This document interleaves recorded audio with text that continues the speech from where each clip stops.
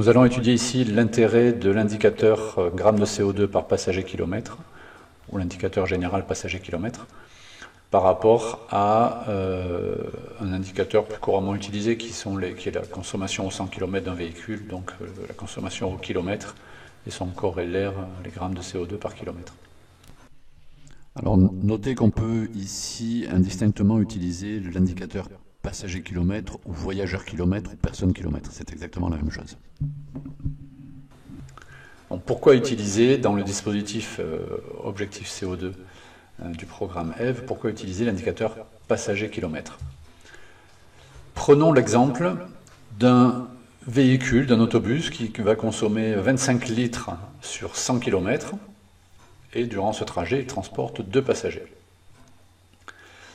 25 litres avec le facteur d'émission de l'ADEME de 3,16 kg de CO2 par litre et rapporté aux 100 km, ça permet de calculer les émissions au kilomètre, donc qui sont dans ce cas-là, de 790 grammes de CO2 par kilomètre.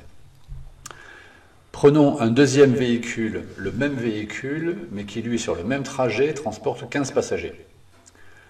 Comme il transporte 15 passagers et qu'il est un petit peu plus lourd, il va consommer un peu plus. J'ai pris arbitrairement ici, il consomme 35 litres sur les 100 km pour les 15 passagers. Donc 35 litres sur 100 km, ça correspond à, toujours avec le même facteur de conversion, 1106 grammes de CO2 par kilomètre.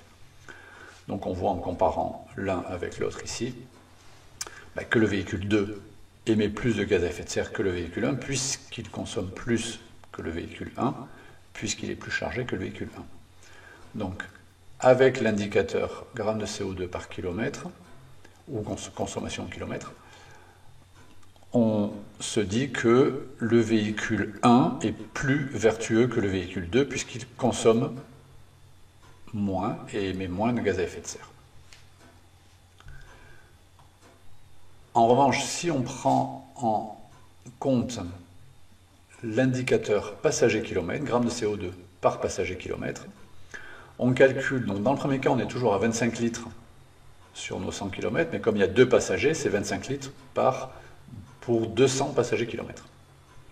Donc si on ramène ces 25 litres pour 200 passagers-kilomètres en grammes de CO2 par passager-kilomètre, donc là l'opération c'est toujours la même, c'est 25 litres fois 3,16, qui est le facteur d'émission, divisé par 200. Et là on arrive à 395 grammes de CO2 par passager-kilomètre, qui est tout à fait logique, puisque c'est la moitié des 790 qu'on avait ici, puisque là on le prend par passager, par kilomètre et par passager en même temps.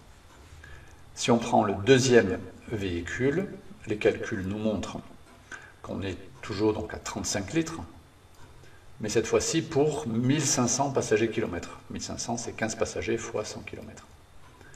Et dans ce cas-là, ces 35 litres pour 1500 correspondent à 74 grammes de CO2 par passager-kilomètre.